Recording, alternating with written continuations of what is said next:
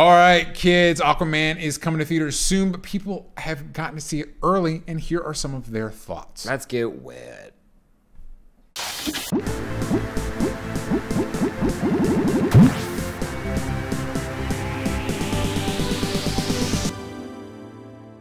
The movie that's going to be competing for the hearts and minds of America this holiday season is Aquaman, and people have already been seeing that as well. We haven't. Interesting. Isn't that interesting?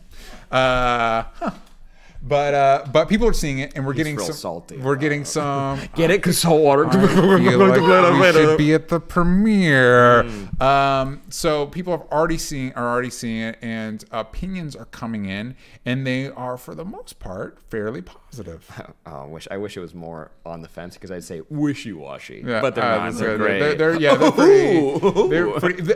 Honestly, though, I think the lowest critiques are on the fence. Most of them are pretty glowing. Yeah, so which is for a DC movie is actually pretty good. Yeah, because also DC loves to put out their like early social pushes. Yeah. Like they hey, don't worry, some people saw it like with Justice League and stuff, and they're like, no, it's fine. And then you start to like scroll down like honestly, and you're like, okay, so this movie's probably like okay. Yeah, just I really like the movie, but like you scroll down a bit. But with this movie, you can scroll a bit, and it's what, pretty much green across the board. It definitely sounds like my type of movie because a lot of the consensus is like it's crazy. It does so many weird, wild things. The world is strange, and it's like those keywords: weird, strange, like wild. I'm like, yes, please. The word cloud I kept seeing was they were saying butt ton of fun. 80s throwback was a big one. A lot of 80s inspiration. Great, love it.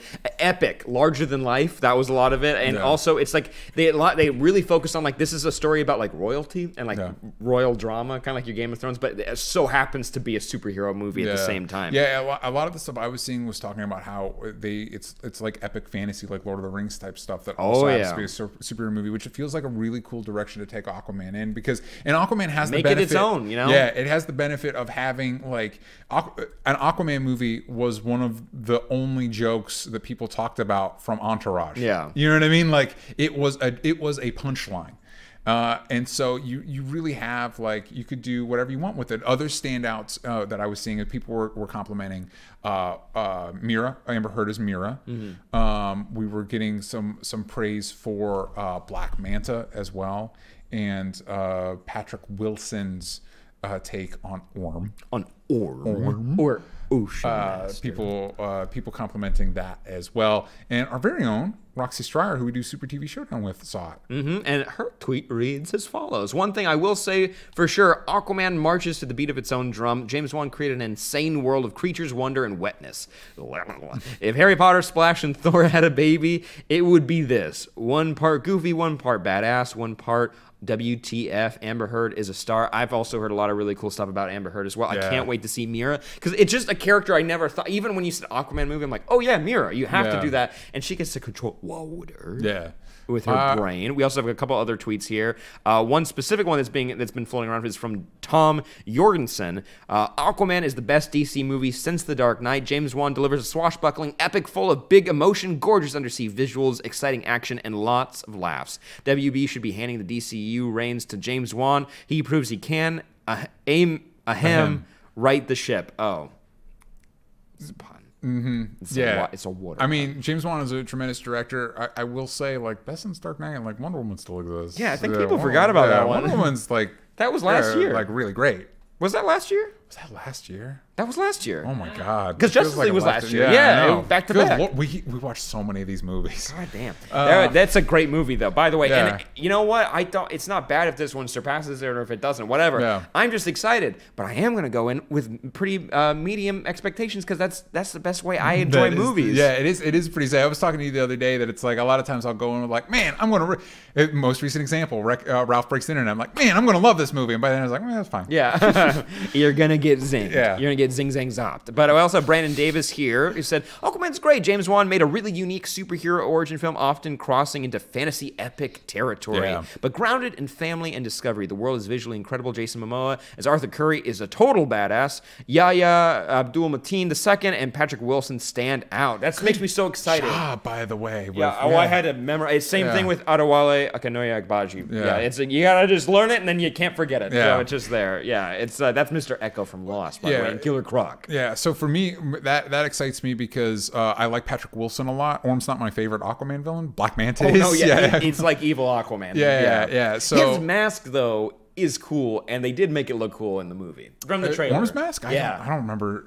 Oh, so you haven't been watching the new trailers? No. There is just one shot where he turns. Nope. And you just see it, and his, like, chainmail is like the kind of like fishy stuff that he has, but they make it silver, and I'm like, cool. Yeah, so I like Patrick Wilson a lot, and Black Manta is one of my favorite DC villains. So people talking about that makes me happy. Oh yeah, a lot of people are talking about the epic fantasy element of this, and that makes me just super curious. Like I'm like, what does that mean? I don't know exactly? what this movie. One, looking at the trailers, it looks like a lot happens. Like the trench is in there. Like it seems like a lot of movie. But because I don't really have expectations for Aquaman, I'm also just very kind of curious to see how it turns out. You know. Here's an interesting tweet from Sam Clements. Aquaman is Avatar meets Jupiter Ascending with hints of Lord of the Rings, Indiana Jones, and a AAA video game. There's also an octopus who plays drums. I loved it. Boy, howdy. That's a lot. There's a lot of those two movies. Of those movies I don't have fond memories of, but the other two I have very fond memories of. Yeah.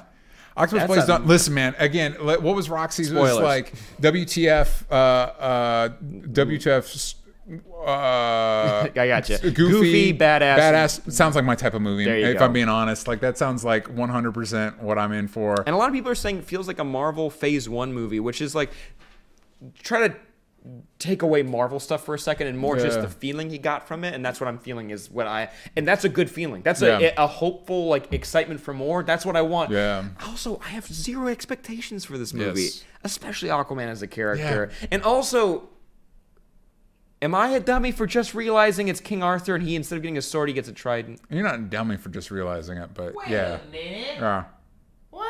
Yeah. He gets a gold trident. That's crazy. And he gets a gold sword. No, he doesn't. I don't think so. You clearly didn't watch the King Arthur movie that just came out. No, I also think last year. There is another King Arthur movie coming out this year, and it's King Arthur. Guys, are you excited for Aquaman? Let us know in the comments down below. Do these reviews mean anything to you? Just gonna go in blind. I'm gonna be honest, they're influencing me. I'm getting excited, and I can't wait to talk about it on our podcast, which you can listen to at onlystupidanswers.com. You can also go to patreon.com/onlystupidanswers for exclusive content, including a holiday card, which you can join us in. You can actually be on the holiday card, and you can get it, and you can put it up on your Christmas tree or on your fridge. I'm not going to judge how you do it, but you can do it by clicking right there. Boom. Join the $15 tier for a limited time. It's not going to be there forever, so join it now, and do not miss out. It's going to be a blast, but also it's fun to follow us on Twitter at Sam Basher, at DJ Talks Trash, and at Only Stupid Answers. You ain't got the vowels from stupid for all sorts of updates about what we're doing. But anyways, guys, handshake. That's you on this end. That's me. That's you. There you go. We'll see you next time. Okay. It's a handshake goodbye. Well, they're over there. Well, you can do it here. There it is. Pass it along. Thank you. Thank you.